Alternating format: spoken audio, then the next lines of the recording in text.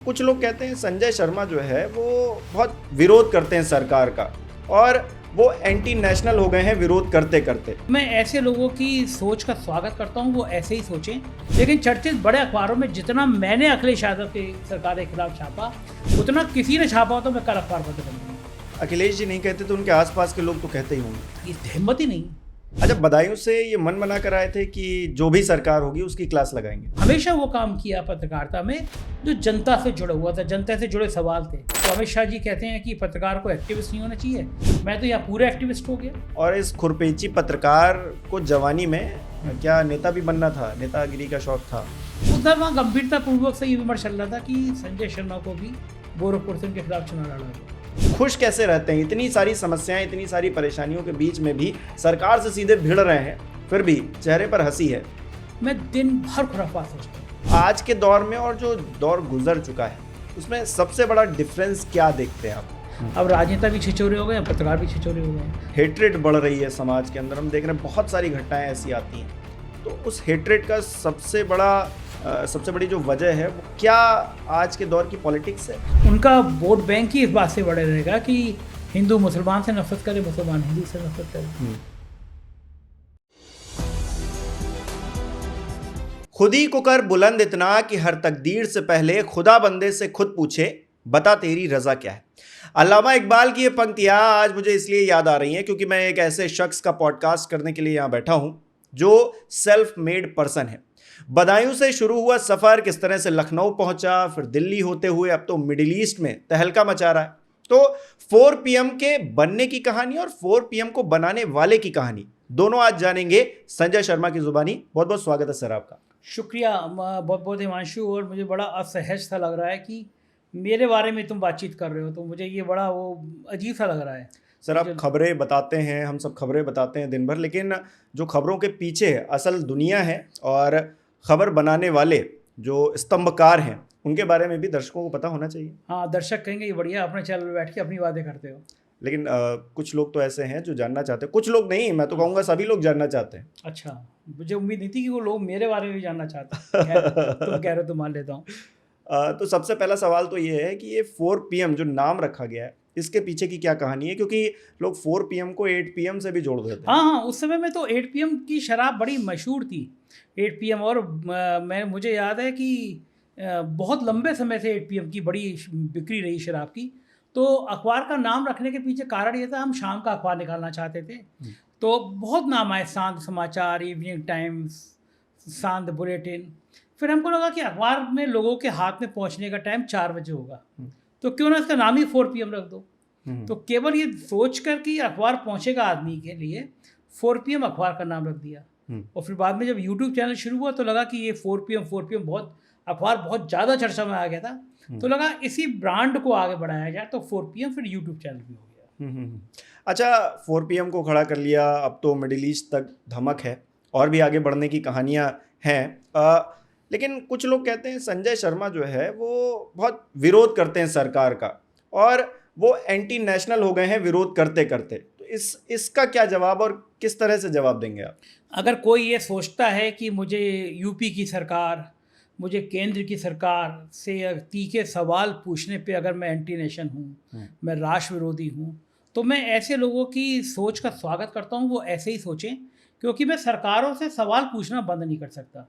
दरअसल मुझे जब पत्रकारिता शुरुआत की थी तो मेरे दिमाग में एक लाइन बैठी हुई थी कि जो सरकार बताती है वो विज्ञापन होता है और जो सरकार छुपाती है वो खबर होती है।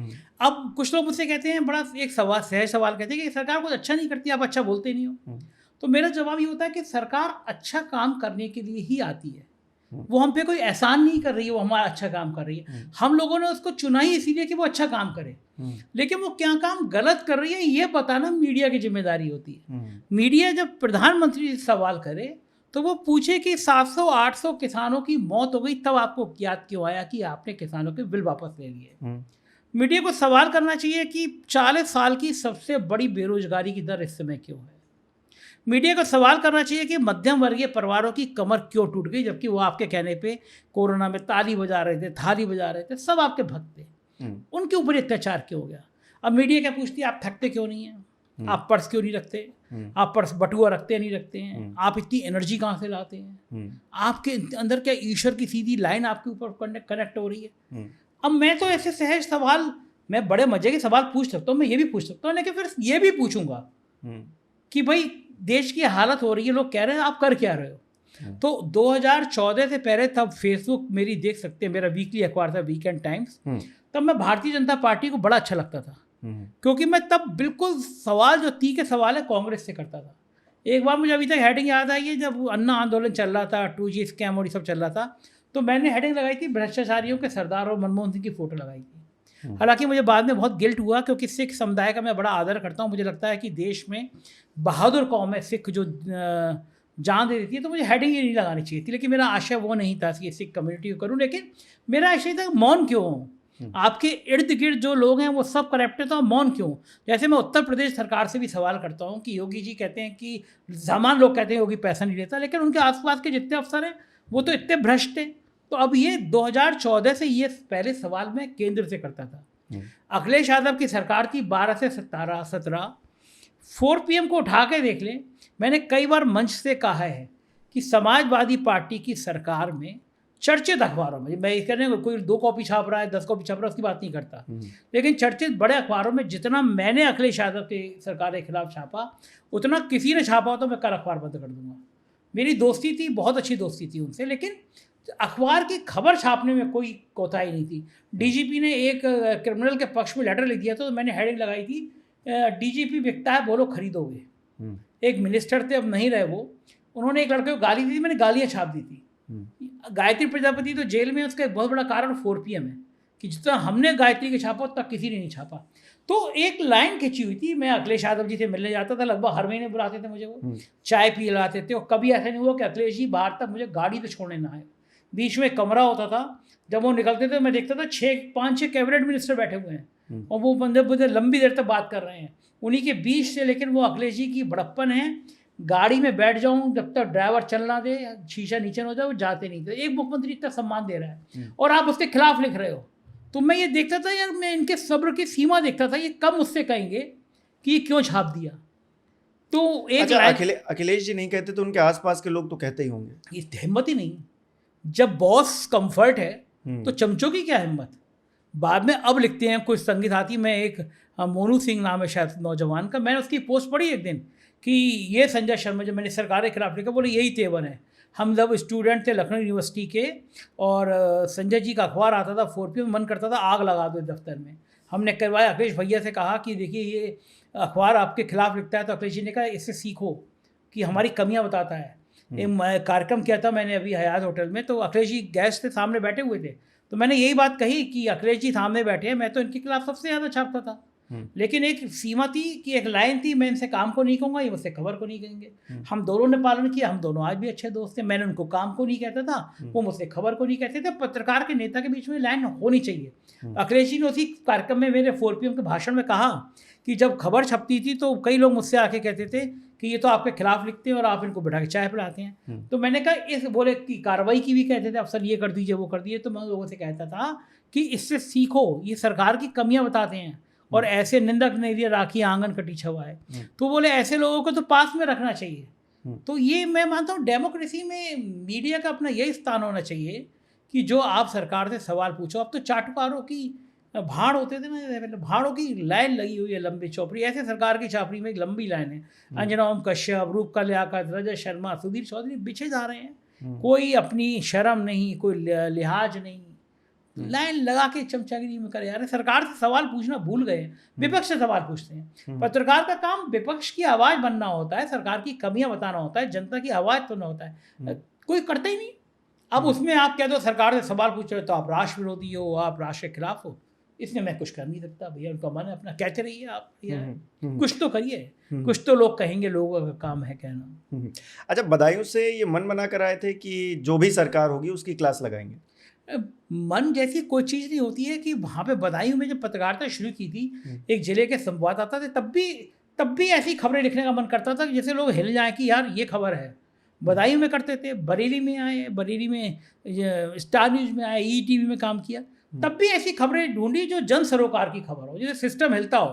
जैसे अफसरों को लगता हो, नेता को लगता कि ये चीज़ तो होनी चाहिए थी। तो मैंने ये हमेशा वो काम किया पत्रकारिता में जो जनता से जुड़ा हुआ था, जनता से जुड़े सवाल थे। लखनऊ में आके तो अमित शाह जी कहते हैं कि पत्रकार को एक्टिविस्ट नहीं होना चाहिए। मैं तो यहाँ पूरा एक्टिविस्ट हो गया। मैंने कोरोना काल में लाशें फेंक दी जा रही थी, मैंने स्टडी करी। हमारे हैदराबादी मित्र हैं, हम लोगों ने बैठ के रिट तैयार करी। एनजीटी में गए हम, दिल्ली में शिकायत दर्ज करी। भारत सरकार, बिहार सरकार, यूपी सरकार को नोटिस जारी हुए। JPNIC लखनऊ में बन रहा है। अखिलेश यादव की सरकार थी, संजय सेठ शालीमार के मालिक सबसे करीबी थे नेताजी के, मुलायम सिंह के। 600-700 करोड़ का ठेका मिला, बिल्डिंग बन गई। जैसी बिल्डिंग बनी तो योगी जी ने आते उसकी जांच शुरू कर दी। संजय सेठ घबरा के पलट के चले गए बीजेपी में, MP भी बन गया। सुना लक्ष्मी जी की बड़ी मेहरबानी भी वो कर दी उन्होंने पार्टी पे। लेकिन वो जो बिल्डिंग जिसकी जांच हो रही थी वो खंडहर होती चली गई। एकदम मैं और मेरे मित्र वकील साहब हैदराबाद दोनों निकल रहे थे। हमने कहा कि यह 1000 करोड़ की बिल्डिंग, ये तो टैक्स का पैसा है, आम आदमी का पैसा है। मैंने उस पर स्टोरी करी, कोई फ़र्क नहीं पड़ा, तो मैंने जाके हाई कोर्ट में जनहित याचिका दायर कर दी। चीफ जस्टिस की बेंच थी, सरकार को नोटिस जारी हुआ। उसके बाद अब JPNIC की बिल्डिंग बनने जा रही है। कई लोग मुझसे बोले अब ये बिल्डिंग बन रही है, इसका सबसे बड़ा श्रेय आपको देना चाहिए, क्योंकि वरना खंडहर हो जाती। तो मैं तो एक्टिविस्ट की भूमिका मानता हूँ कि जर्नलिस्ट को हमेशा एक्टिविस्ट होना चाहिए, हर समय उसके अंदर एक्टिविज्म रहना चाहिए। समाज के लिए, सिस्टम के लिए, सरकार के लिए जो गलत कर रहा है उसको हमेशा बोलते रहना चाहिए। तो वो आवाज़ मैं हमेशा बना रहूँ, मैं इसकी कोशिश करता हूँ। और अपने कामों से, अपनी कलम से, अपनी जबान से वो काम करके भी दिखाता हूँ। अच्छा, 4 PM तो अपना पेपर हो गया, अपना चैनल हो गया। यहाँ पर तो आप खुले तौर पर जो भी आपके मन में है, जो सच्चाई है, वो आप बयां कर सकते हैं। लेकिन क्योंकि आपने दूसरे चैनल्स में काम भी किया है, तो जब काम किया तो कभी प्रेशर महसूस किया कि हमने कुछ खबर की और जो है किसी ने चलाई नहीं? ये गोदी मीडिया वाला जो कॉन्सेप्ट है, ये अभी आया है या पहले भी था? 2003-4 की बात बता रहा हूँ कि एक चैनल में नौकरी कर रहा था, बड़ा जलजला था। उस समय चैनल होते नहीं थे, बहुत कम थे। होते थे। खबरों तो मतलब जो कम होते हैं, तो अब तो भीड़ है। उस समय तो 2-3 चैनल, तो उसमें जो पत्रकारिता कर रहा है, जिसके हाथ में ID है, वो बादशाह होता था। कमिश्नर, DM, SP सब आगे पीछे घूमते थे। तो अमर सिंह आए थे बरेली में। तो मुझे उस चैनल से कहा गया कि हम 25,000 रुपये का एक्स्ट्रा भेज रहे हैं, बाकी अखबार और चैनल में अमर सिंह के खिलाफ खबर ना छपे, मैनेज कर लेना। वो मुझे बड़ा झटका लगा कि भाई संगी साथी है, वो तो कंपटीशन रहता है। आप अमर उजाला के, मैं जागरण का हूँ, ये सहारा का, या ETV का, मैं स्टार न्यूज का। अब मैं उनको मैनेज करूँ कि अमर सिंह के खिलाफ खबर में छापना। उस दिन मुझे लगा कि अब वो दौर आ गया कि नौकरी नहीं कर पाऊंगा, क्योंकि अब आने वाले समय में मालिकों का एक गठजोड़ बनेगा जो पत्रकारिता नहीं करने देगा। ये ख्याल मुझे उस 25,000 रुपये, 30,000 रुपये के प्रलोभन पे आ गया था कि अब मालिक हावी हो जाएंगे। बस फैसला किया, लखनऊ चल के अखबार निकालना है। लखनऊ में मैं, चूँकि सारा मैं दिल्ली से जुड़ा रहा था, लखनऊ में हजरतगंज के अलावा किसी घर को नहीं जानता था, किसी चौराहे को नहीं जानता था। एक दयाल साहब है कजन है मेरी, उनके घर के अलावा किसी आदमी को नहीं जानता था। यहाँ आ गया वीकली अखबार निकालने के लिए। मेरे एक ब्यूरोक्रेट IAS दोस्त हैं, बिल्कुल बड़े भाई जैसे हैं। मेरी ज़िंदगी यहाँ तक आई है, उसमें उनका बहुत बड़ा योगदान रहा है मेरे हौसला बढ़ाने में। तो आजकल भारत सरकार में है वो। तो उन्होंने मुझसे कहा कि क्या पागलबंदी कर रहे हो, वीकली अखबार निकालने के लखनऊ आ गए तुम।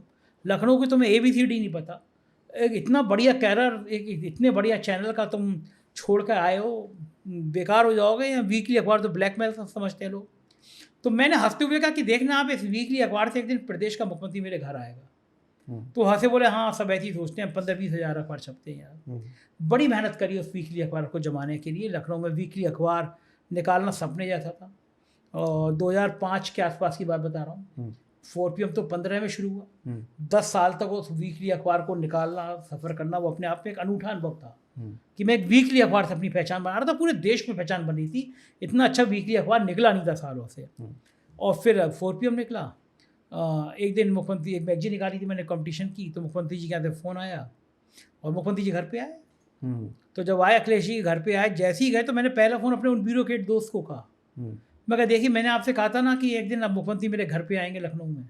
मुख्यमंत्री घर पे आ गए। तो ये मेरे अंदर भगवान जी जब स्क्रू कर रहे थे ना, मेरा दिमाग लगा रहे थे, तो उन्होंने एक 20 ग्राम दिमाग इसका और लगा दिया कि इस बंदे अंदर हिम्मत डाल दो और इसके अंदर कॉन्फिडेंस, क्या ओवर कॉन्फिडेंस डाल दो। तो मुझे एक लाइन हमेशा याद आती है, हिमांशु, कैनवास जितना बड़ा होगा ना, तस्वीर उतनी बड़ी बनेगी। तो जब मैं नौकरी कर रहा था तब मैं सोचता था कि मैं अपना चैनल होगा, अपना अखबार होगा। कोई कल्पना नहीं करता था, क्योंकि उस समय बढ़िया नौकरी चल रही थी। तो हमेशा मेरे कैनवास बड़े रहे।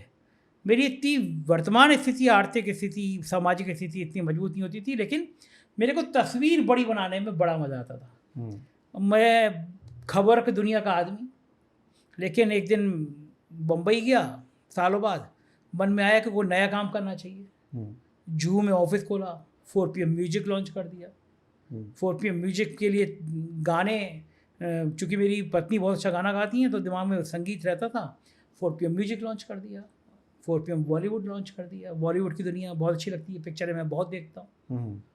तो एक नई दुनिया की तरफ हमेशा आकर्षित करता रहता हूँ। सरकार ने पहलगांव हमले के बाद चैनल प्रतिबंधित कर दिया। यूट्यूब से मेल आया 29 तारीख को कि साहब सरकार ने कहा है आप देश विरोधी हैं, आपका चैनल बंद कर दिया जाए। बंद कर दिया गया। हमने कहा हमने ऐसा कौन सी राष्ट्र विरोध बातें करी? हमने तो पूछा था भाई आतंकी कहाँ से आए, जिम्मेदारी किसकी है, गृह मंत्री कहाँ थे? ये सवाल तो हर भारतीय को पूछना चाहिए।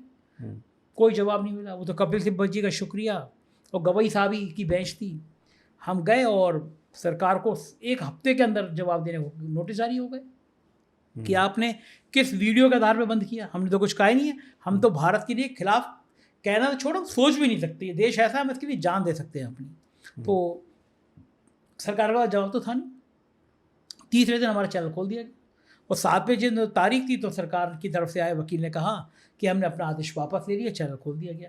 तो फिर वही ओवर कॉन्फिडेंस जो भगवान जी ने 20 ग्राम दिमाग ज़्यादा विश्वास वाला या दिल में फिट किया था, उस ओवर कॉन्फिडेंस ने कहा कि अब तुम्हारे पंखों को और विस्तार देने की ज़रूरत है। दोपहर के 1 बजे चैनल सुप्रीम कोर्ट में उन्होंने रिट दायर करी। बाहर आया, चाय पिया और सोचा अब क्या करना चाहिए बड़ा। रात के 1 बजे मैं दुबई में था और अगले दिन दोपहर के 1 बजे मैंने 4 PM बड़ी लिस्ट लॉन्च कर दिया। मैंने कहा कि आप मुझे भारत में रोकोगे, मैं दुनिया में फैल जाऊँगा। बड़ी लिस्ट बढ़िया चल रहा है। हम 30,000 के आसपास सब्सक्राइबर हो गए 1.5 महीने के अंदर। रंजना जी बड़ा अच्छा काम कर रही हैं। तो मतलब ये ओवर कॉन्फिडेंस जो है ना, इसने बहुत बड़े मुकाम तक पहुँचाया। खतरे लेने की ज़रूरत से ज़्यादा क्षमता। जिन मंत्री जी की गाली मैंने छापी थी, वो मंत्री जी बड़े माफिया टाइप के थे। किसी की हिम्मत नहीं होती थी। मैंने गाली छाप दी मंत्री जी की, हेडिंग लगा दी DGP बिकता है, बोलो खरीदोगे। DGP बड़े बौखला रहे। मतलब उन्होंने कमेंट किया ये तो नक्सलाइट है और ये तो वामपंथ है, अर्बन नक्सल है। मैंने कहा बोलते रहो, जो काम कर रहे हो वो छपेगा। तो डर जैसी कभी कोई चीज़ लगी नहीं। कॉन्फिडेंस लेवल हमेशा बहुत बड़ा रहा। लगा कि कुछ भी असंभव नहीं है। और मेरी तो ज़िंदगी वाकई में फिल्मी कहानी जैसी है। हो भी रहा है। एक बड़े डायरेक्टर का मेरे पास में मैसेज आया कि उनको एक दिन ऐसी मजाक में तुमसे कहानी बता रहा हूँ, ऐसी पार्टी में उनको बताने लगा। बोले यार तुम्हारे पास तो ज़िंदगी इतनी कहानी है, से बड़ी अच्छी पिक्चर बन सकती है। अच्छा। अमेजोन वाले जो हैं वो एक आदमी को भेजे हैं, वो स्टडी कर रहा है। मुझे हंसी आती है मेरी लाइफ के, मैं तो दिन भर मज़े में रहता हूँ, मस्ती करता हूँ, लेकिन वो स्टडी कर रहे हैं कि ऐसे एक आदमी, रवीश जी ने मुझसे एक बहुत अच्छी बात कही। मैं बड़ी इज्जत करता हूँ रवीश की। इंसान भी बहुत अच्छे हैं और पत्रकारिता भी गजब की करते हैं। रवीश जी ने कहा कि हम लोग टीवी का चेहरा थे, सब नाम गिनाए उन्होंने। हम एक ब्रांड का चेहरा थे, तो लोग हमें जानते हैं। बोले मुझे बड़ा अच्छा लगता है कि मैं देश के कोने कोने में जाता हूँ, वहाँ से मैसेज आते हैं, तो 4 PM का जिक्र हर जगह होता है। तो मैंने एक व्यक्ति को ब्रांड बनते हुए पहली बार देखा। मतलब कि इस तरह कोई व्यक्ति छोटे प्रवेश से आया। आज मैं घमंड नहीं कर रहा, ये मेरे दर्शक है, ये मेरी ताकत है, लेकिन एक पूरे देश में 4 PM एक ब्रांड बन गया। पिछली बार जब रिपोर्ट आई तो नंबर में हम लोग नंबर 1 थे। लगभग 1.5 साल से नंबर 1 लगातार चल रहे हैं देश में। 30 करोड़ व्यू एक महीने में, यानी 1 करोड़ से ज़्यादा व्यू रोज आ रहे हैं। हमारे नंबर 1 और नंबर 2 के बीच में 17 करोड़ व्यू का अंतर था। ललन टॉप जैसा ब्रांड, जो इंडिया टुडे का ब्रांड है, आज तक पे जिसके विज्ञापन आते हैं, हमसे 20 गुना ज़्यादा उसके कर्मचारी काम करते हैं, हमसे 1000 गुना संसाधन है उनके यहाँ। कभी वो आमिर खान उनके आ रहे हैं, कभी चंचूड़ उनके आ रहे हैं, कभी तमन्ना भाटिया आ रही हैं, तमाम लोग आते हैं, बड़ा ब्रांड है। तब भी वो हमसे व्यू में 5.5 करोड़ पीछे चल रहा है। हम लोग लखनऊ में बैठ के ये कितने बड़े ब्रांड से क्यों आगे रहे हैं? क्योंकि जनता को लगता है कि 4 PM एक अकेला ऐसा चैनल है, सरकार ने कोई जांच ऐसी नहीं थी जो मेरी ना कराई हो। इनकम टैक्स, EOW, ED, हमला, मुकदमा सब किया कि ये कभी तो टूटे कभी तो झुके, और जितना वो करते रहे हम उतना और मजबूत होकर लड़ते रहे। अच्छा, मैं तो आपको जो बातें आपने बताई, मैं तो समझ पा रहा हूँ कि आप बहुत खुरपेची पत्रकार हैं, और इस खुरपेची पत्रकार को जवानी में क्या नेता भी बनना था, नेतागिरी का शौक था? हिमांशु, मैंने स्टूडेंट पॉलिटिक्स करी, मैंने विद्यार्थी परिषद में एक लंबा समय काम किया। जेपी नड्डा और मैंने दोनों ने शायद लगभग एक ही दिन ज्वाइन किया था। मैं विद्यार्थी परिषद का गाजियाबाद का काम संभालता था, वो दिल्ली आए थे। और मैं गोविंदाचार्य हो गए, राम बहादुर राय हो गए, इन सबके संग मैंने बहुत काम किया और बहुत अच्छी मेरा रेपुटेशन थी। एक दिन मदर टेरेसा को लेके संघ के बहुत बड़े पदाधिकारी नंबर 2 के थे, उन्होंने मदर टेरेसा की बुराई करी। उन्होंने कहा कि देखो कितना ये क्रिश्चियन लोग गलत करते हैं। उड़ीसा के गांव हैं जहाँ सूरज की किरणें भी नहीं पहुँचती थी। एक इंग्लैंड से एक व्यक्ति आया, वहाँ काम करने लगा, मर गया तो उसके बच्चे आए, उन्होंने उन 4 लोगों को देखा, ढूंढा जिन्होंने उसके पिता का दाह संस्कार किया था। फिर उन 4 लोगों को पकड़ के फिर उसने काम करना शुरू किया। आज वहाँ अस्पताल है, स्कूल है, लेकिन वहाँ सब क्रिश्चियन हो गए, तो वहाँ चर्च हैं। मैंने उसे वो मदर टेरेसा की बुराई करने लगे कि वो ये धर्म का प्रचार कर रही है। मदर टेरेसा को मैं बहुत मानता था, मतलब कोई देवता कोई होगा तो मुझे मदर टेरेसा वैसी लगती थी, कोई कि देवी हैं वो, जिस तरह कुष्ठ रोगियों की वो देखभाल करती थी, तो मुझे वो देवी ऐसी लगती थी। तो मैंने उनका उस बैठक में विरोध किया। मैंने कहा जहाँ सूरज की किरणें नहीं पहुँचती वहाँ पे अगर कोई व्यक्ति आके इतना काम कर रहा है और अगर राम की जगह यीशु कहते रहे तो इसमें क्या समस्या? आप तो वहाँ रोटी दे नहीं पा रहे हो, और क्या फ़र्क है राम में, यीशु में, मोहम्मद में, गुरु नानक में? सबका मार्ग एक है, सत्य का। सबका मार्ग मानवता है, सबका मार्ग एक दूसरे प्राणी से प्यार करना है। कोई भी मजहब ऐसा नहीं होता जो ये कहता हो कि दूसरे प्राणी से प्यार मत करो, झूठ मत बोलो, हिंसा मत करो, व्यक्तियों का सम्मान करो। हर मजहब ये सिखाता है। इस बात पे गर्मागर्मी मैंने छोड़ दी और फिर मैंने NSUI ज्वाइन कर ली। स्टेट लेवल का पदाधिकारी था मैं, स्टूडेंट कांग्रेस का, बहुत एक्टिव था। लेकिन उसके बाद भी मेरा दिमाग जो था वो पत्रकारिता पे टिकता था।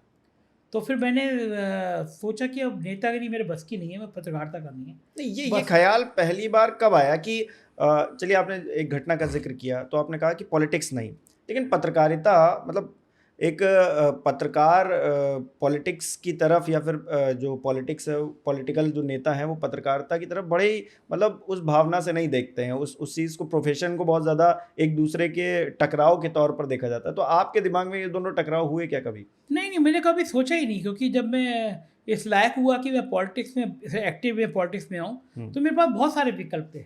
मुलायम सिंह जी मुझे बहुत प्यार करते थे। जब मुख्यमंत्री थे तो मैं उनके हेलीकॉप्टर में बहुत बार उड़ता था। रक्षा मंत्री वाला जो जहाज़ है उसमें मैंने जाने कितनी बार उनके साथ सफ़र किया है। वो एक बदायूं विधानसभा थी, इसमें ब्राह्मण बहुल थी। वो चाहते थे कि मैं वहाँ से चुनाव लड़ूँ। अच्छा। एक दिन मैंने मजाक में कह दिया मुझे पैसे नहीं है, तो बोले पैसे की चिंता क्या करो, हम लोग लड़ाएंगे। तो मैं कहा मेरे बस की नहीं है राजनीति करना, मैं राजनीति, मुझे बिल्कुल भी पसंद नहीं है कि मैं राजनेता बनूँ, मुझे पत्रकारिता अच्छी लगती है। बहुत सारे मौके आए, अखिलेश जी थे मेरे जैसे रिश्ते थे, तो उनके इर्द गिर्द रहने वाले लोगों ने, एक बार तो बड़ा मज़ा हुआ कि जब वो योगी जी लड़ रहे थे तो मुझे उनके बड़े करीबी लोगों ने कहा कि उधर की तरफ से मन है, क्योंकि योगी जी मेरे खिलाफ कार्रवाई कर रहे थे लगातार, EOW की जांच, हमला, और पीछे पड़ी हुई सरकार, मानता ख़त्म कर देना, मकान पुलिस वाले। संजय सिंह मेरे ऑफिस में आए, आम आदमी पार्टी के सांसद, पत्रकारों को सरकारी मकान मिलता है, मुझे भी मिला हुआ था। संजय सिंह का इंटरव्यू किया, सुबह 100 पुलिस वाला ला के मेरा मकान खाली करा दिया गया। तो पूरे में यूपी में क्या पूरा देश जानता था कि सरकार मेरे पीछे पड़ी हुई है, मैं लड़ रहा हूँ। तो उधर वहाँ गंभीरतापूर्वक से ये विमर्श चल रहा था कि संजय शर्मा को भी गोरखपुर से उनके खिलाफ चुनाव लड़ा दो। तो मैंने कहा मेरी जमानत जब तो जाएगी 20 वोट नहीं मिलेंगे मुझे, योगी के खिलाफ मुझे कौन जानता है। तो फिर ये हुआ कि नहीं, अगर हार भी गए तो MLC बना दिया जाएगा। मैंने हाथ जोड़े, मैंने कहा मुझे राजनीति का खा गा भी पसंद नहीं है। मुझे कोई घर बैठे कहे कि तुम्हें MLC बना देंगे, तुम्हें मंत्री बना देंगे, तो भी मैं हाथ जोड़ दूंगा। इतना क्या हो गया, मतलब मुझे वो जो नेता की ड्यूटी होती है ना, मैं हमेशा मानता हूँ नेता IAS से ज़्यादा महत्वपूर्ण इंसान होता है।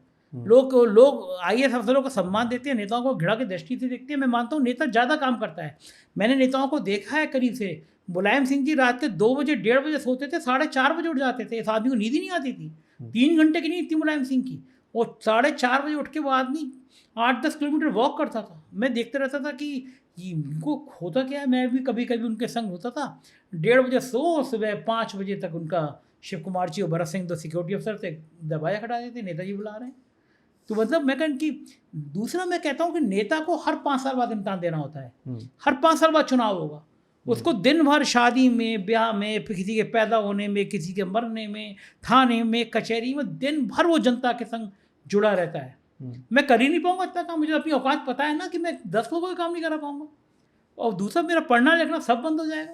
मुझे तो शांति से पढ़ाई लिखाई सब बातें पसंद है, तो नेतागिरी भैया। तो मुझे लगता है कि अफसर IAS अफसर होना बड़ा आसान है। 2 साल कमरा बंद करो, कस के किताबें पढ़ो, अफसर हो गए IAS। ज़िंदगी में किसी पब्लिक को नहीं बात करना, घमंड में चूर रहना, किसी दुनिया के अलग देश से आया। नेता का तो हर पास सर्वधिनतान है। किसी गांव में जस्टोन में नहीं गया, ब्याह में नहीं गया, 100 वोट कट गए उसके।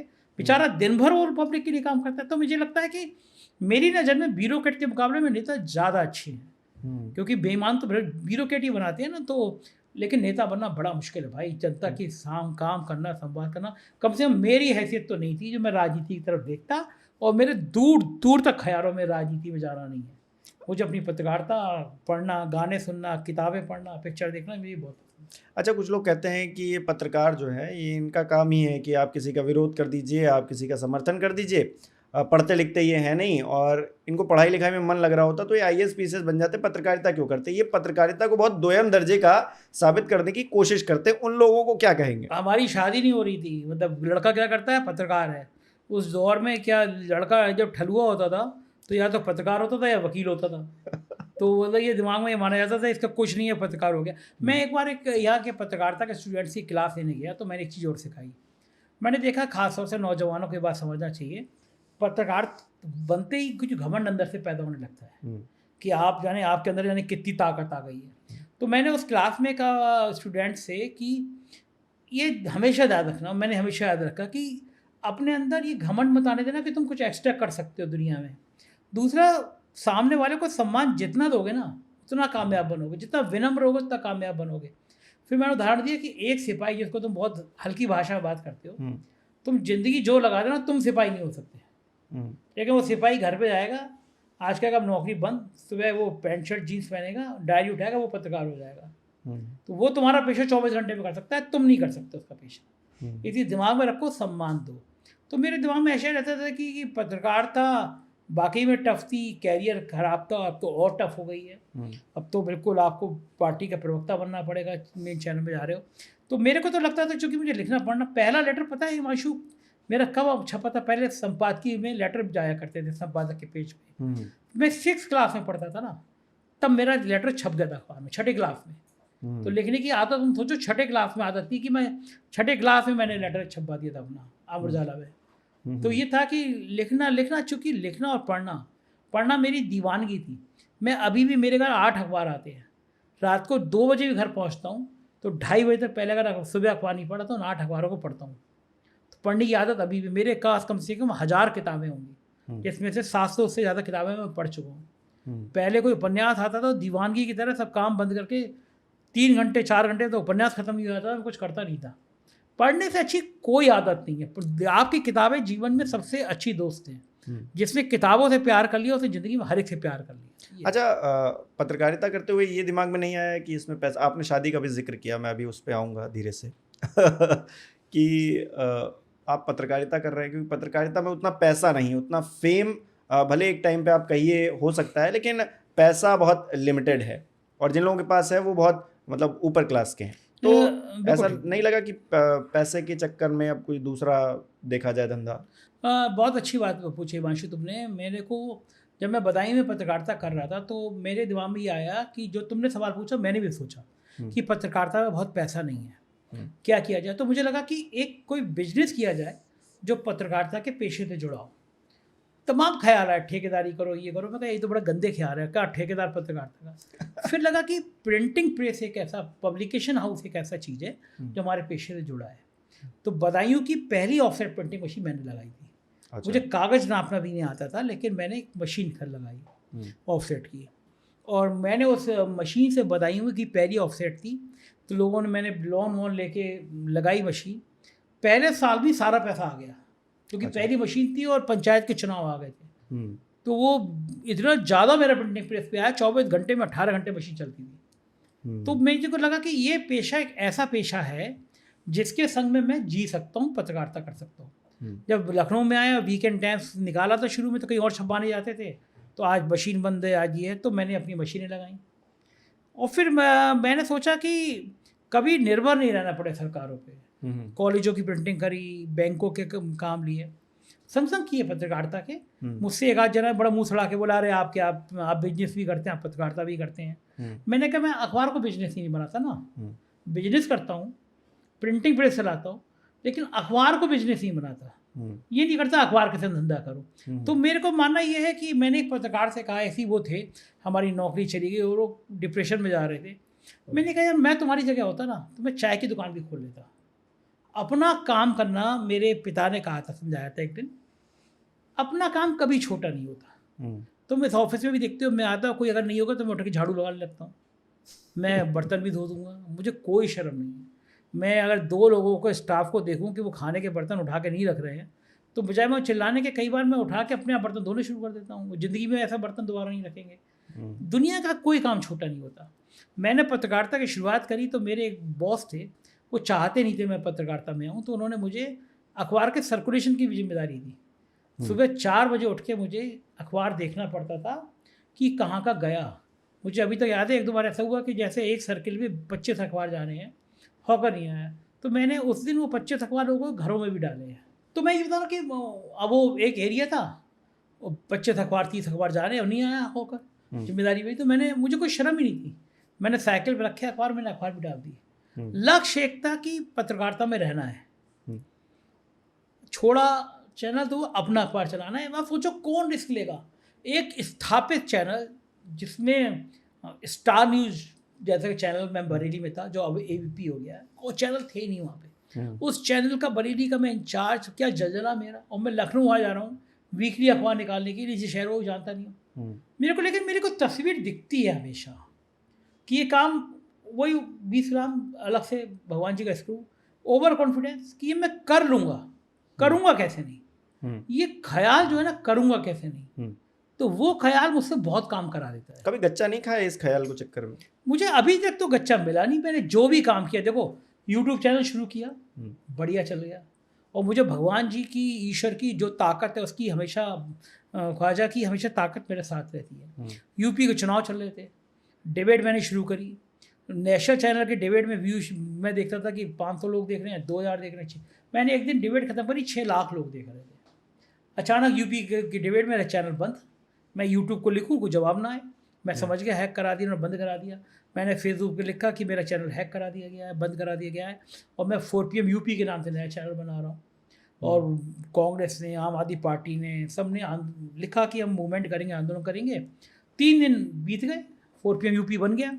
तीसरे दिन मेरे अधिवक्ता, बिल्कुल भाई जैसे हैं, मोहम्मद हैदर, बहुत बढ़िया इंसान है, उन्होंने यूट्यूब को बड़ा बढ़िया सा नोटिस दिया कि हम सुप्रीम कोर्ट जा रहे हैं, भारत के चुनाव में दखल दे रहे हैं, और बड़ा सेंसिटिव नोटिस था वो।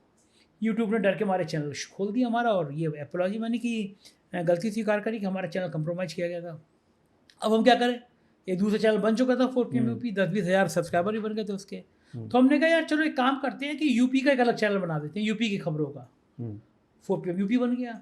आज उसके 15 लाख सब्सक्राइबर खड़े हो गए। मतलब एक स्टेट का चैनल, मुझे 15 लाख उसके सब्सक्राइबर खड़े हो गए।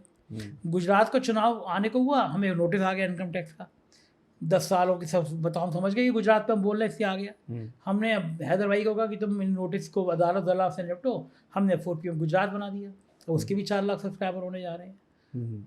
अब सोचो ना, कल्पना करो, एक चैनल बंद होने की उन्होंने कोशिश करी, अब 4PM national, 4PM UP, Madhya Pradesh, Rajasthan, Haryana, Delhi, Bihar, ये सब खड़े हो गए, पंजाब, म्यूजिक, बॉलीवुड, 12 चैनल देखते देखते 13 चैनल खड़े हो गए। आपने अगर नहीं रोका होता तो एक ही चैनल चला रहे होते।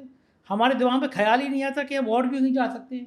आज पूरे देश में सारा नेटवर्क खड़ा हो गया। इसको छोड़ो, दुबई शुरू हो गया। आप पहलगाम में आपने बंद किया, हमारा दुबई शुरू हो गया। जब हमें रोकने की कोशिश करी गई तो हमारा एक नया अवतार सामने आया, नई चीज़ सामने शुरू हुई। तो गच्चा अभी तक तो नहीं खाया है दोस्त, तो उम्मीद है कि अब गच्चा नहीं खाऊंगा। अच्छा, इतनी सारी गंभीर बातें हुई हैं, संजय शर्मा खुद को खुश कैसे रख पाते हैं? क्योंकि बहुत कुछ हुआ है जीवन में, कहानियाँ, मुझे लगता है अगर हम लोग अभी पॉडकास्ट और आगे बढ़ाएंगे, क्योंकि तो अभी 10 घंटे चल सकता है आपकी कहानियों से। लेकिन लब्बो लो, आप क्या है, खुश कैसे रहते हैं? इतनी सारी समस्याएं, इतनी सारी परेशानियों के बीच में भी सरकार से सीधे भिड़ रहे हैं, फिर भी चेहरे पर हंसी है। मैं दिन भर खुराफात सोचता हूँ। खुराफात वैसी खुराफात नहीं, तुम्हें परेशान करता हूँ, इनको परेशान करता हूँ, उनको परेशान करता हूँ। कभी जितना स्टाफ तुम देखते हो, कभी मैं बॉस की तरह कभी नहीं रहता। दिन भर में टारगेटेड एक स्टाफ में अपने साथियों को किसी को परेशान ना करूं।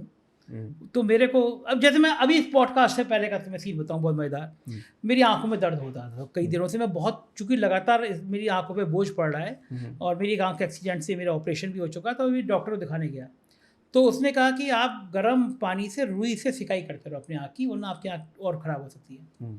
अब मैं वो रुई लगा के सफाई कर रहा था, दबा रहा था, तो बाकी लोग बैठे हुए थे तो चाय भी पी रहा था। तो एक हमारे राफिया हैं, बहुत अच्छी लड़की एडिटर है, तो वो अंदर आई तो उसने मेरे आँख पे रख के देखा, बोले सर की आँख क्या हो गया? मैं कहा पूरा ऑफिस पूरा स्टाफ मुझसे आके पूछ चुका, तुमने पूछा नहीं अभी तक। वो बोली क्या हो गया? मैंने कहा सबको पता है अभी एक्सीडेंट हुआ मेरा, इतना खून निकला है, शर्ट पूरी लाल है। वो बिल्कुल रुआंसी हो गई, बोले सर कैसे? मैंने कहा गिर पड़ा, पत्थर घुस गया है, अब बहुत अभी तो डॉक्टर गया है। वो बेचारी सीरियस होके मतलब बिल्कुल हक्की बक्की, अरे सर ध्यान रखिए, सर डॉक्टर को बुलाइए। मैंने रुई हटाई, मैं हंसने लगा। तो ये छोटी सी बात बताई। मैं घर पे जाऊँगा, घर पे मेरा बेटे बेटी, मतलब मैं उनको परेशान किए बिना मैं सो नहीं सकता। रात के 2 बजे हम लूडो खेलेंगे, मैं पत्नी बच्चे लोग। आप लूडो में देखोगे ऐसा लगेगा कि जाने भारत पाकिस्तान का युद्ध हो रहा हो।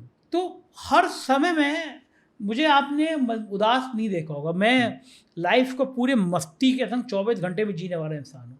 इसको छेड़ो, उसको छेड़ो, उसको परेशान करो, हमेशा मैं मस्ती करते रहता हूँ। तो प्रैंक करते कभी प्रैंक उल्टा भी पड़ा है आपके साथ भी? कभी कभी ऐसा प्रैंक हो गया? मैं इतना एक्टिव रहता हूँ ना कि मैं कभी फंसता नहीं हूँ आमतौर पे। लोग मुझे भी फंसाने की, छेड़ने की कोशिश करते हैं, लेकिन आमतौर पे मैं फंसता नहीं हूँ। लेकिन हाँ, मुझे हंसी खुशी ये बहुत पसंद रहती है और मैं चाहता हूँ कि सब जने खुश रहो। और खुश रहने से आपकी बहुत सारी चीज़ें ठीक होती है वंशु। खुश रहने से आपकी पूरी पर्सनालिटी ठीक होती है।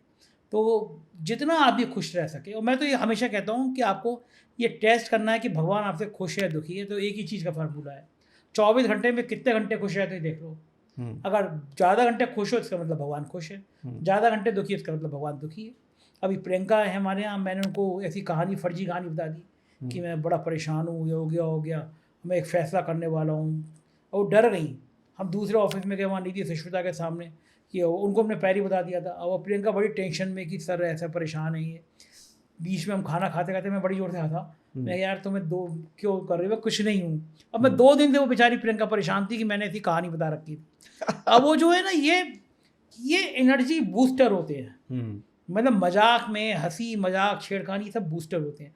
कुछ लोग होते हैं ना, मुझे बड़ा सिखाते हैं कि यार तुम समझते नहीं हो। मतलब एक दिल्ली के सीनियर जर्नलिस्ट, थोड़ा जैकेट पहन के बैठा करो, थोड़ा पाउडर वाउडर लगा के बैठा करो। तो आमतौर पर दिल्ली के पत्रकार बैठते हैं। तुम तो एक नेशनल चैनल में काम कर ही चुके हो, तुम तो खैर हो भी सुंदर इतने, तो मेरे गाल तो गुलाबी नहीं है ना, तो मुझे सिखाते हैं जैसे तुम जैकेट वैकेट पहने बैठे हो, तुम्हें सिखाया गया है टाई वाई में। मैं उनसे कहता हूँ कि वो अच्छा, एक बड़ी आलोचना होती है, मेरी शर्ट के बटन ऊपर खुला रहता है। मेरे टीचर कहते थे कि शर्ट का पहला बटन जो है इज्जत का बटन होता है, तो उसको बंद करके रखें। हाँ, तो अब ये पॉडकास्ट अगर वो देख रहे होंगे तो फिर वो शायद आपको भी सलाह दे दें। हाँ, मेरे को ये बटन बंद होता है तो मेरा बड़ा गला घुटने लगता है। अब मुझे वो बड़े बड़े लोगों ने की, तुम संपादक हो, कोई गुंडे थोड़ी ना, बटन खोल के बैठते हो, बात करते हो, टी शर्ट पहन के तुम कर लेते हो। तो मैंने कहा यार देखो, मुझे कोई कैटवॉक नहीं करना। जो मेरे दर्शक हैं ये 81 लाख लोग, मुझे इन्हें भ्रमित नहीं करना। मैं इनके लिए कोई आदर्श व्यक्ति नहीं बन जाऊँ जो टाई पहन के बड़े गंभीर होकर बात कर रहा है। मैं इनसे सहज, इनके तरह का ही बीच का इंसान हूँ। इनको हमेशा ये बात है। तो मैं जब अपना शो भी करता हूँ, मैं उसमें बहुत क्लिष्ट शब्द और बहुत ज्ञान की बातें नहीं करता हूँ, बताता सब हूँ, लेकिन उन्हीं की भाषा में बताता हूँ, उनको समझ तो आ जाए। अब मैं उनको अद्वितीय अलौकिक ऐसे शब्द बताने लगूंगा तो बेचारा जो मेरी सोसाइटी का गार्ड है, ड्राइवर है, उसको क्या होती है। नहीं, इस बात पे तो मैं भी तारीफ करता हूँ और तमाम और लोग भी तारीफ करते हैं कि संजय शर्मा एक मतलब 1 मिनट अगर आपसे बातचीत कर लें तो कनेक्ट हो जाते हैं। वो एक कनेक्टिविटी है। नहीं तो अच्छे लोग 10 मिनट भाषण देकर निकल जाएंगे, आप कहेंगे क्या बोल गए। तो वो चीज़ तो है। एक बड़ा मजेदार किस्सा बताऊँ। समाजवादी पार्टी सरकार थी, तो एक दिन मुझे मुख्यमंत्री ने बुलाया, इंटेलिजेंस से रिपोर्ट दी होगी, कहा कि पूछा कि ऑफिस में कितनी देर से बैठते हो? क्या बोले कुछ इंटेलिजेंस की रिपोर्ट थी, मैं आपको सिक्योरिटी दे रहा हूँ, 6 गनर और 1 जिप्सी रहेगी। मैं हंसा, मैंने कहा सर मैं एक सिपाही भी नहीं रख सकता। बोले क्यों? मैं कहा सर मेरे पास फॉर्च्यूनर कार है, लेकिन कोई साइकिल पे बैठ के जा रहा होता है तो मैं उसके संग साइकिल पे बैठ के चले जाता हूँ। मेरे पड़ोस में, मैं ऑफिस के सामने रेलवे क्रॉसिंग थी, मैं कहता मेरे रेलवे क्रॉसिंग के उधर एक छोटा सा ढाबा टाइप का है जहाँ पे रिक्शे वाले खाना खाते हैं। मैं महीने में 2 दिन रिक्शे वालों के संग बैठ के एग करी खाने जाता हूँ, 2 या 3 दिन, और बिल्कुल सहज किसी के साइकिल पे स्कूटर बैठ के चला जाता हूँ और वहाँ एग करी खाता हूँ। महीने में 3 दिन मैं ताज में 5 स्टार में भी खाना खाता हूँ। तो ये जो रिक्शे वाले ढाबे के संग ताज का संतुलन है, ये सब गनर भोकाल लेके ख़त्म हो जाएगा। मैं फॉर्च्यूनर के बिना चल दूंगा, ये संभव नहीं है। अच्छा, मैं आज दर्शकों को बहुत मज़ेदार किस्सा बताता हूँ, जो तुम्हारी किस्सा बताता हूँ। ये हिमांशु जी इंटरव्यू देने आए मेरे यहाँ कि जॉब करनी है। तो जब आप जॉब देने आए तो इनको तो वहाँ पता है दिल्ली की तरह कोई खूसर टाइप का संपादक होगा, ऐसे ऐसे सवाल पूछेगा। मैं बता दूँ ना तुम्हारा किस्सा। तो फिर वो जो हिमांशु जी से मैंने मजे में बात पूछी, तुम तो बड़े स्मार्ट हो, बड़े गोरे हो। अब इनको लगा ये कैसा संपादक ऐसी बात कर रहा है। फिर ये क्या बात होने लगी, हम नीचे तक है, मुझे जाना था। तो मैंने कहा हिमांशु किस चीज़ से आया? तो हिमांशु एक जो बैटरी वाली एक्टिवा होती है, स्कूटी होती है, उससे आया। और मेरे को दूसरे ऑफिस जाना था। कौन सा है? ओला कहते हैं ना उसको हम। और वो उसमें आवाज़ ही नहीं थी।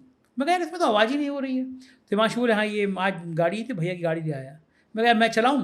अब ये अचकच आया कि वो स्कूटी में चलाऊँगा। मैंने अपने ड्राइवर से कहा गाड़ी लेके तू पीछे पीछे आ जा। अब वो ओला स्कूटी जो थी, मैंने हिमांशु को बिठाया पीछे।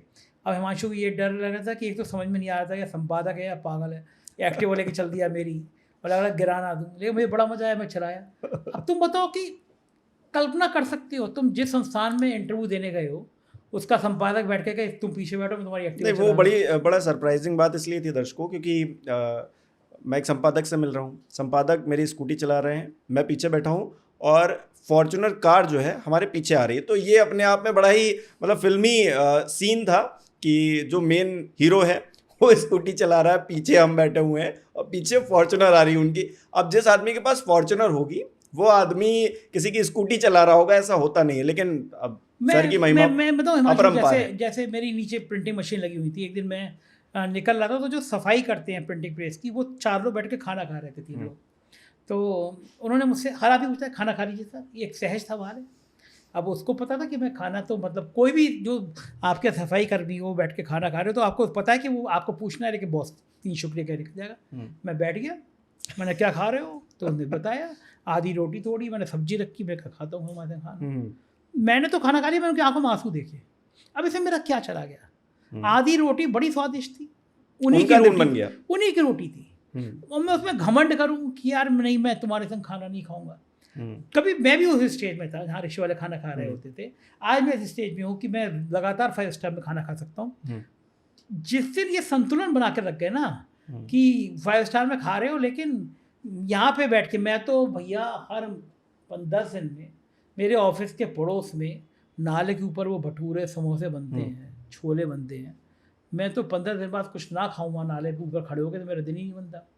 तो मैं ये कोई स्ट्रीट शरीर मांगने लगता है। हाँ, मुझे स्ट्रीट फूड, मुझे लगता है कि जीवन को जितना सहज रखोगे, जितना इन सब चीज़ों से दूर रहोगे, जितना तुम्हारे सिर के ऊपर लाइट कम लगेगी, जितना घमंड से दूर रहोगे, उतने खुश रहोगे। अच्छा, महिलाएं ये सब देखकर मतलब कि आप स्ट्रीट फूड खा रहे हैं, आप किसी ऐसे के साथ बड़ा मतलब अपने आप कंफर्टेबल नहीं होती हैं, लेकिन भाभी जी कैसे हो जाती हैं? मतलब वो कभी डांट फटकार नहीं लगाती हैं? मैं उनको खुद खिलाने ले जाता हूँ चलो वहाँ पे छोले खाएंगे, वहाँ पे समोसे खाएंगे, स्ट्रीट फूड खाएंगे। तो कंफर्टेबल रहती है? उन्होंने शुरू से देखा है ना, लव मैरिज है तो उन्होंने देखा है कि ये बंदा तो शुरू से ऐसे ही है, इसी तरह के घास फूस खा के बड़ा हुआ है। मेरे को कोई फर्क नहीं पड़ता खाने के मामले में हिमांशु। मैं अपने पूरे खानदान में सबसे अच्छा माना जाता हूँ अभी भी। तुम मुझे 15 दिन तक एक नमक की रोटी दे दो, प्याज दे दो, चटनी दे दो, मैं 15 दिन तक वही खा के रहूँगा, मुझे कोई चॉइस नहीं होती। मैं लखनऊ में आज तक, लखनऊ खाने का फेमस जगह, किसी जगह इसलिए खाना नहीं किया कि यार इस जगह की कचौड़ी बहुत अच्छी है, इस जगह का अंडा करी बहुत अच्छी है, पसंद है। मेरे को जो दे दो मैं वो खा के खुश रहता हूँ, और खाने में मेरी कोई चॉइस नहीं है। बस मुझे लगता है पेट भर जाए, कुछ भी चीज़ हो जाए, तो मैं कभी इस तरह का वो नहीं हूँ। स्ट्रीट फूड अच्छा लगता है तो जो ठेला खड़ा हुआ पानी की बताशी है, हफ्ते में 5 दिन तो मुझे खाने हैं, जिधर निकल जाऊँगा उधर पानी की बताशी, ठीक ऑफिस के सामने निकल तो क्या।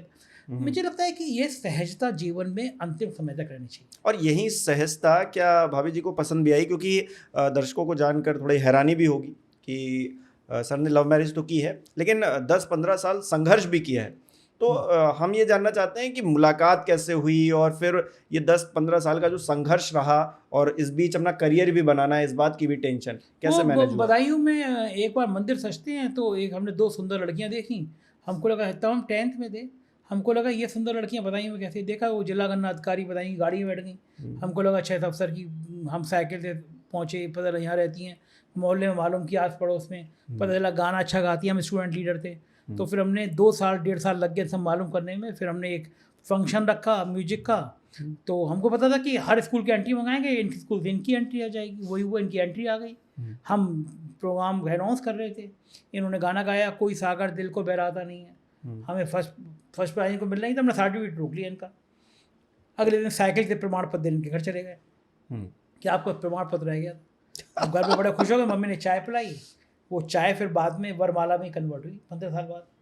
15 साल तक दौर चलता रहा। फिर 15 साल मतलब एक रिकैप, मतलब छोटा सा बता दीजिए, 15 साल कैसे, मतलब इतना समय लगा और कभी ये नहीं हुआ कि अब चलो ठीक है नहीं हो रहा तो छोड़ो? मतलब तुम्हारा क्या बताया, इनसे नहीं हो रहा किसी और को देखो। हाँ मतलब क्योंकि अब संघर्ष आदमी करता है, उसमें कई बार तो बहुत बड़े फैसले लेने पड़ते हैं, तो वो बड़े बड़ा फैसले ये लेने पड़ते हैं यार, ये लड़की ने दूसरी लड़की, तुम्हारी भी तो लव मैरिज आज के दौर तुम्हारी भी में लव मैरिज हुई है भाई? नहीं, मेरी तो हुई है, लेकिन मुझे इतना 15 साल नहीं लगा। जल्दी तो मैं इसीलिए पूछ रहा हूँ क्योंकि आजकल के रिश्ते तो आप मतलब 1 महीने में बदल जाते हैं। नहीं, वो चूंकि मेरे को संघर्ष करते हुए सबने देखा था, तो मेरे संग तो ये था जुआ है, लड़का चल गया, सिक्का चल गया, मार्केट में चल जाएगा, नहीं चला पिट जाएगा।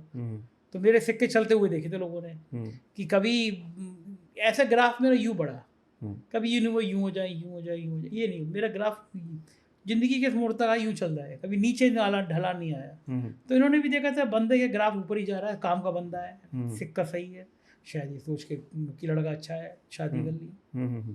अच्छा, क्योंकि कहते हैं एक कामयाब आदमी के पीछे एक औरत का हाथ होता है। मेरे पीछे कई सारी औरतों का हाथ है। सही, बीवी ने सुन लिया मारेगी मेरे को। तो आप बता दीजिए, खुलासा कर दीजिए। क्या तो मतलब कि भाभी जी कितना सपोर्ट करती हैं या फिर उनका कितना सपोर्ट रहा है आपके उस सफ़र में, बदायूं से लेकर आज तक के सफर? दुनिया का कौन पुरुष होगा जो लाइव कह देगा कि मेरी बीवी का सपोर्ट नहीं है? नहीं, मतलब ऐसा कौन आदमी मिलेगा? कोई आदमी, वो आदमी ये कहेगा नहीं मैं जो कुछ हूँ। मेरी शादी हुई तो जो पंडित आए जो देखे वो देखे जन्मपत्री, और ये कहे कि आपकी शादी के बाद आपके भाग बदल गया होगा। शादी के बाद जब 10वें पंडित ने भी कहा तो मैंने कहा उससे पहले तो मंदिर के बाहर कटोरे लेके भीख मांगते थे, तो इनके आने भाग बदल गया। अरे भैया हम अपना काम कर रहे हैं। तो आप जब लाइव में पूछेंगे कि आपकी पत्नी का कितना बड़ा योगदान रहा, तो हर आदमी, मैं क्या तुम दूसरा में जिसका योगदान नहीं रहा होगा वो भी कहेगा कि नहीं इनके आने से मेरी ज़िंदगी बदल गई। लेकिन आपने ये कह दिया बड़ी निर्भीकता से कि बहुत सारी लड़कियों का या औरतों का रहा है। भाई आप, मेरी माँ का भी रहा होगा, मेरी बहन का भी रहा होगा, मेरी दोस्त का भी रहा होगा, तो बहुत सारी महिलाएं हैं। ये पत्नी अकेली महिला क्यों होती? बहुत सारे ऐसे लोग हैं कि जो जिन्होंने मुझे एक कविता लिख के भेजी, उनका भी उस कविता ने मुझे बहुत किया। पहले तो मोबाइल कहाँ थे, कविता आती थी। तो मेरी मित्र थी, महिला मित्र थी, उसने मुझे 5 कविताएं भेजी, आज तक याद है मुझे। तो उसका भी योगदान है लाइफ में। तो जिंदगी में बहुत सारे लोग उतार चढ़ाव होते रहते हैं। हर जिंदगी एक नाव की तरह होती है, उसमें यूं चलता रहता है जीवन में। तो आपके उतार चढ़ाव आते रहते हैं। अब हर महिला से संबंध को आप प्रेम पे ले जाओगे तो समस्या हो जाएगी, लेकिन आप जिनके संग उठते हो, बैठते हो, हंसते हो, बोलते हो, जिनसे आपका मेंटल लेवल मिलता है, वो सब आपकी ज़िंदगी में भूमिका अदा करते हैं। अच्छा, चाहे पुरुष हो चाहे महिला हो। बहुत सारे लोग दोस्त ऐसे होते हैं जिनके संग आप सब कुछ शेयर करना चाहते हो। आपके दोस्त ऐसे होते हैं, पुरुष होते हैं, आप उनके संग सब कुछ बांटते हो। बहुत सारी महिला दोस्त होती है जिनके संग आप सब कुछ शेयर करते हो। सबसे इम्पोर्टेंट बात यह है कि जो सामने वाला दोस्त है वो आपको कितना गंभीरता से लेता है, कितना विश्वास आप पे करता है। कभी ये ना हो कि आपके साथ धोखा करता हो कि वो, तो ये परख हो जाए ज़िंदगी में। रवि शर्मा जी एक हैं, बहुत अच्छे, उन्होंने मुझसे एक बात कही। तो रवि शर्मा जी ने मुझसे कहा कि ज़िंदगी में कभी आप अस्पताल में कहीं जाते हो तो आप देखो कि इमरजेंसी नंबर लिखाया जाता है कि आपातकालीन में आपका कॉन्टेक्ट किससे कर सकते हैं। तो उसमें उन्होंने कहा कि ये देखो, जो घर के परिवार के लोग होते हैं, पति पत्नी, माता पिता, भाई बहन, इसके अलावा क्या कभी कोई 3 लोग ऐसे हैं जो जिनका आप इमरजेंसी नंबर दे सको? दिमाग पर जोर डालने। सब दर्शक सोचिएगा, आप आपकी ज़िंदगी में रिश्तेदारों के अलावा क्या 3 लोग ऐसे हैं जो आपके लिए इमरजेंसी नंबर हो, दोस्तों, जो आपके लिए कुछ भी कर सकते हो? मैंने सोचा मैं बड़ा लकी हुआ कि मेरी ज़िंदगी में है। एक IAS अफसर है, मेरे दोस्त हैं, वो मेरे इतने ज़्यादा इमरजेंसी नंबर हैं, मुझे ज़रूरत पड़ेगी तो शायद अपना मकान बेच के मुझे दे दें। ऐसे और 2-3 लोग दोस्त हैं मेरी ज़िंदगी में। एक बड़े कॉर्पोरेट हाउस में काम करने वाला इंसान है। तो मुझे लगता है कि ये लोग इमरजेंसी नंबर हैं मेरी ज़िंदगी में। मुझे परेशानी होगी तो मेरे लिए कुछ भी कर सकते हैं। फिर अगली लाइन की रवि शर्मा जी की, आपकी ज़िंदगी में इमरजेंसी नंबर इसलिए नहीं बनते हैं क्योंकि आप किसी की ज़िंदगी में इमरजेंसी नंबर नहीं होते हैं, कि आप लोगों को भरोसा नहीं दे पाते कि आप किसी की इमरजेंसी नंबर हो। मैंने फिर याद रिकॉल किया हिमांशु, तो मुझे लगा कि मेरी ज़िंदगी में कई लोग ऐसे हैं जिनका मैं इमरजेंसी नंबर हूँ। उन्हें परेशानी आएगी तो मैं दुनिया की सारी चीज़ अपनी एक तरफ रख के उनकी मदद कर दूंगा, कि मतलब मैं वो किसी भी परिस्थिति में हो मैं उनके साथ खड़ा हूँ, मैं उनका इमरजेंसी नंबर हूँ। तो मेरी ज़िंदगी में बड़ा मेहरबानी ऊपर वाले की कि मेरी ज़िंदगी में भी लोग हैं और मैं भी लोगों की ज़िंदगी में। तो ये चीज़ हर एक को नसीब नहीं होती, ऊपर वाले ने मुझे दी है। तो इसलिए मेरे पास दौलत बहुत है कि लोग मेरे पास हैं, मुझे प्यार करने वाले लोग मेरे साथ।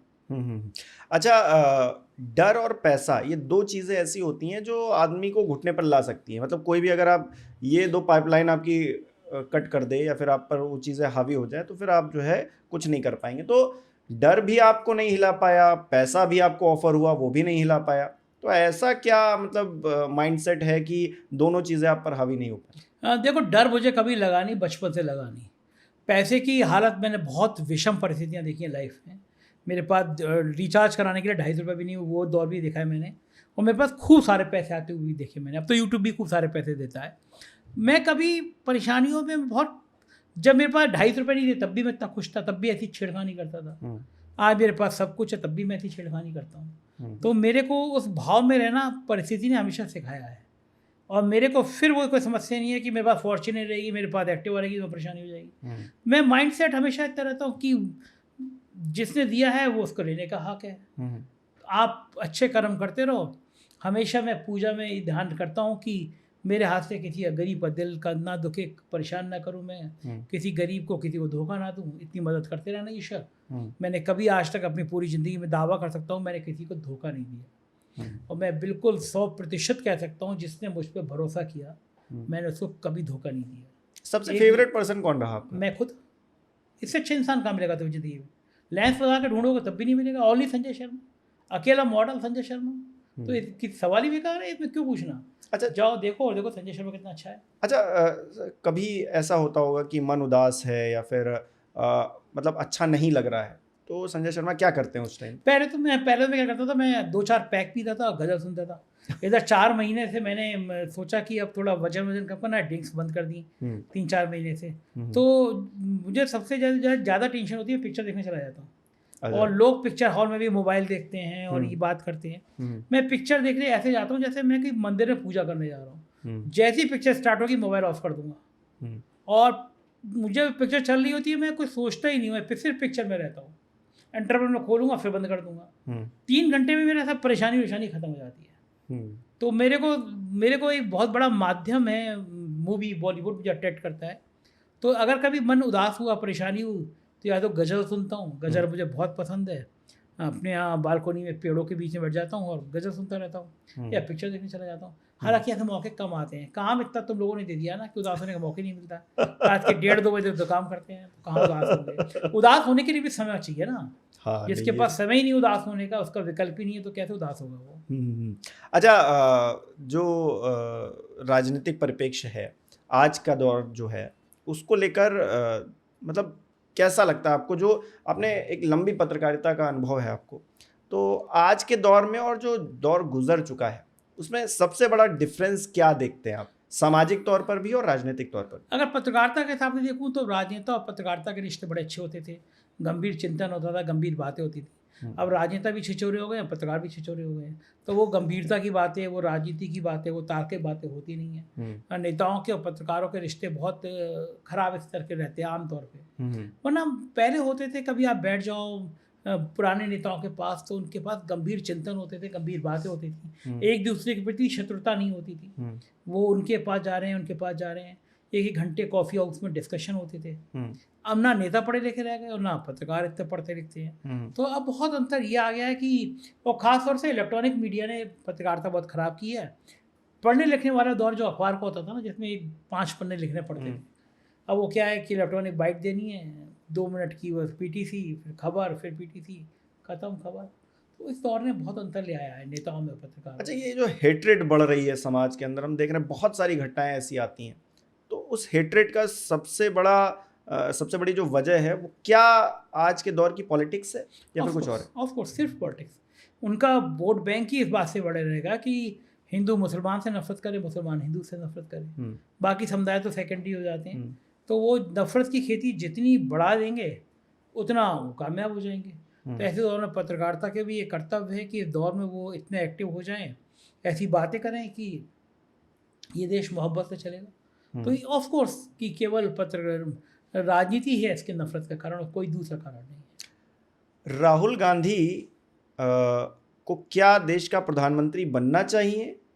क्योंकि अब तो इलेक्शन अभी 1 साल हुआ है, 4 साल बाद आपको लगता है कि उनके अंदर वो कैपेबिलिटी है कि वो कर सकते हैं? हाँ बिल्कुल, 100% कैपेबिलिटी है। मैंने उनके विदेशों में भाषण सुने हैं, मैं मिला हूँ राहुल गांधी से, मैंने उनके व्यक्तिगत बातचीत में सुनी है, और मैं कह सकता हूँ कि राहुल गांधी बहुत ईमानदार नेता है। आप उसके सारे बयान देख लीजिए, एक चिंतक है वो आदमी, बढ़िया चिंतन करता है। कोविड में कोरोना लहर आ रही है, सबसे पहले कोई नेता ने बात की थी तो राहुल गांधी ने की थी कि हमें फ्लाइट्स बंद कर देने चाहिए, कोरोना आ रहा है। तब लोग उसकी मजाक उड़ाते थे। तो राहुल गांधी के अंदर बहुत क्षमता है। कौन आदमी कन्याकुमारी से कश्मीर तक जाड़ों में हाफ टी शर्ट में चल सकता है? मैंने उनका बड़ा अध्ययन किया कि कौन से राहुल गांधी के भाषण झूठे हैं। मुझे तो कोई झूठे भाषण नहीं है, और वो अगर राजनीति में छल कपट झूठ करते तो और आगे बढ़ जाते। लेकिन मुझे लगता है वो थोड़ी सिद्धांतों की राजनीति करता है बंदा। लोग उससे, कांग्रेस के पार्टी के लोग नाराज रहते हैं कि थोड़ी वो बेईमानी नहीं करता, थोड़े झूठ नहीं बोलता, लेकिन वो अपने दम पे आज की तारीख में वो उस यात्रा ने उसकी सीन बदल दिया। और अब जो स्टडी है, उनकी टीम जो है, टीम अच्छी है। जो वोट चोरी का जो अभियान शुरू किया है, उसने गली गली में बता दिया कि वोट चोरी होती है। तो ऑफकोर्स राहुल गांधी भविष्य में बढ़िया नेता हो सकते हैं। क्यों नहीं, पढ़े लिखा आदमी हो सकता है, होना चाहिए। केजरीवाल कहाँ पर मात खा गए हैं? केजरीवाल को के बारे में सबसे बड़ी होती है छवि को तोड़ना होता है। भारतीय जनता पार्टी को केजरीवाल की छवि को ध्वस्त करना था कि वो जो मेहनत का इंसान, ईमानदार किस्म का इंसान, तो जो उन्होंने मकान बनवाया उस महल। अब मुझे बताओ कि उत्तराखंड के मुख्यमंत्री जो विधायकी का चुनाव हार गए, उस मुख्यमंत्री ने 1000 करोड़ रुपए मीडिया को दे दिए। जितना केजरीवाल के मकान में पैसा लगा हो, उससे 10 गुना उत्तर प्रदेश के मुख्यमंत्री के मकान में लगा हो। लेकिन मीडिया ने टारगेट किया, हमला किया कि केजरीवाल की छवि खराब करनी है, उसको भ्रष्ट नेता बनाना है। बताओ, 100 करोड़ रुपए रिश्वत दी गई, 1 रुपया बरामद नहीं कर पाई ईडी इनकम टैक्स, तब भी वो आदमी साल भर जेल में रहा। ये गजब, ये केवल गजब इसी देश में है कि 100 करोड़ की रिश्वत गायब हो गई, पता नहीं चला, लेकिन जेल में रहे वो लंबे समय तक। और फिर मुझे लगता है कि केजरीवाल ने डर पैदा कर दिया था, क्योंकि बीजेपी, मोदी जितना प्लानिंग कर सकते थे, केजरीवाल उससे ज़्यादा प्लानिंग कर लेते हैं। अच्छा, मीडिया के इतिहास में ये पहली बार हुआ कि पूरी आम आदमी पार्टी, मतलब जो टॉप 5 लीडर्स हैं, वो संजय शर्मा को इंटरव्यू कर रहे हैं। हाँ। वो क्या फीलिंग थी? वो जो है ना, वो जब बातचीत शुरू हुई कि चुनाव में इंटरव्यू करना है, तो मैंने कहा कि मैं अब इसी बात पे करूंगा कि सब लोग एक साथ बैठो। उन्होंने नया प्रयोग करना चाहता था, क्योंकि कभी किसी पॉलिटिकल पार्टी का ऐसा नहीं हुआ कि सारी टॉप लीडरशिप एक साथ बैठे। 5 पत्रकार बैठ के एक का कर रहे हैं, ये देखा है। 5 नेता बड़े बैठे हुए हैं। तो मैंने कहा, और फिर मैंने जो इंटरव्यू किया, मैंने पहली कहा थी कि जो रटे रटाए सवाल थे ना, वो सब कर चुके थे। मैं कहा रटे रटाए सवाल नहीं करूंगा, थोड़े ऑफ बीट जाके मजाक के सवाल करूंगा आप लोगों से। तो मनीष सिसोदिया भी थे, और मुख्यमंत्री भी थी, और अरविंद केजरीवाल, सब लोग बैठे हुए थे। बहुत बढ़िया बढ़िया बातचीत हो रही, सौरभ थे, और सबसे बढ़िया बात हो रही थी। लेकिन मीडिया को ही मिर्ची लग गई सबसे ज़्यादा। कई वेबसाइट खबर, मतलब शायद मेरा इंटरव्यू दिल्ली की मीडिया को सबसे ज़्यादा छुप गया। कई वेबसाइटों ने खबर चलाई कि संजय शर्मा ने सॉफ्टवेयर वाले, एक एनडीटीवी पत्रकार आया, यूट्यूबर, गोरा चिट्टा है तुम्हारी तरह, कभी तेल बेचता है वो, कभी स्प्रे बेचता है वो, पॉडकास्ट के लाखों रुपए लेता है। मैं तो बड़ा हैरान हूँ कि एनडीटीवी ने यूट्यूबर को रख लिया। उसके व्यूअरशिप एनडीटीवी की उसके जो यूट्यूब में देख रहा है, 2000-3000 यूट्यूबर एनडीटीवी वाले प्रोग्राम में आते हैं। अपने प्रोग्राम में सब हीरो हीरोइन को बुलाता है, और फिर आजकल पॉडकास्ट के रेट उसके बहुत बढ़ गए हैं। वो सब काम कर लेता है दुनिया का। तेल भी बेच लेगा वो, तेल का विज्ञापन कर देगा वो, स्प्रे का विज्ञापन कर देगा। ऐसे ऐसे लोग आ गए हैं। तो वो जो है, इस तरह की ब्रांडिंग से लोग चल रहे हैं, बढ़िया चल रहे हैं, काम कर रहे हैं। बीजेपी का सबसे अच्छा नेता कौन है आज के वक्त? भारतीय जनता पार्टी में नेता अच्छे होते हैं। गजब यार, गजब, मतलब कमाल है। मतलब ये तो फिर एंटी नेशनल बात हो जाएगी। हाँ, मतलब वो मुझे लग रहा है, मैं सोच रहा हूँ कि कौन नेता है अच्छा है। अच्छा, पुराने दौर के बता दीजिए। अटल बिहारी वाजपेयी बहुत अच्छे नेता थे। कोई प्रधानमंत्री का शर्ट पकड़ के कहते मेरी बात सुननी पड़ेगी, कोई कार्टून छापे प्रधानमंत्री को, प्रधानमंत्री के सिर की जगह गधे का फोटो लगा दे। आज के दौर में होता तो टाटा एन से सब कुछ लग जाता, वो मार दिया गया होता आतंकी बता के। लेकिन प्रधानमंत्री उस कार्टूनिस्ट को फ़ोन कर रहा है और कह रहा है कि क्या आप इस गधे के संग चाय पीना पसंद करेंगे? क्या क्या आदमी था भाई, क्या विनम्रता थी, क्या वो भी एनडीए था, लेकिन क्या उसके क्षमता थी लोगों से प्यार करना।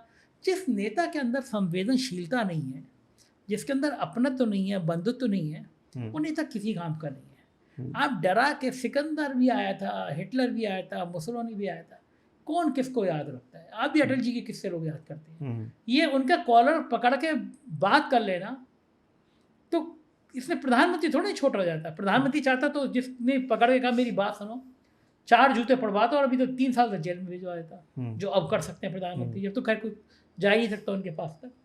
इससे तो विनम्रता बढ़ गई ना आदमी की, आदमी विनम्र होकर बात कर रहा है। नेता जितना विनम्र होगा, जितना जनता से अच्छा बात करेगा, संवाद करेगा, काम करो मत करो, डॉक्टर की तरह प्यार से बोल दो, तो प्यार से बोलने वाले नेता की कदर होती है। तो वो दौर था अटल बिहारी। अच्छा, मोदी जी को ये कहा जाता है कि आडवाणी जी को बड़ा पीछे कर दिया उन्होंने।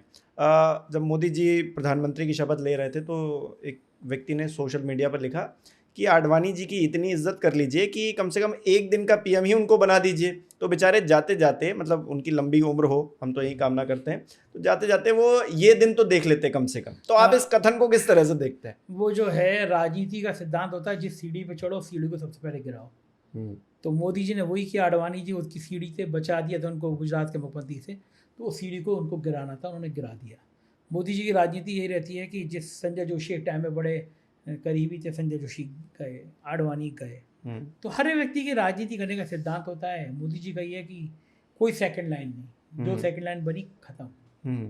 अच्छा, इस पॉडकास्ट में आप बताइए कौन सा सवाल रह गया है जो मैंने पूछा नहीं, जो आपने पूछा नहीं, और आप बताना चाहते हैं?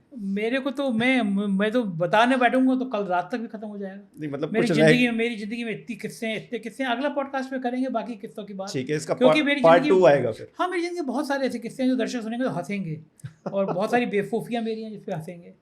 और मैं तो हर हफ्ते में 3 बेवकूफ़ी करता हूँ, तो हर हफ्ते में मेरी बेवकूफ़ी बता सकते हो। लेकिन अच्छा लगा, मज़ा आया बात करके। चलिए, बहुत बहुत शुक्रिया सर हमारे साथ जुड़ने के लिए, इतना समय देने के लिए। और मतलब एक कहा जाता है ना कि कुछ भी खास नहीं मुझ में, फिर भी भीड़ से हट के तन्हा चलना अच्छा लगता है। तो संजय शर्मा जी कुछ उसी तरीके के हैं।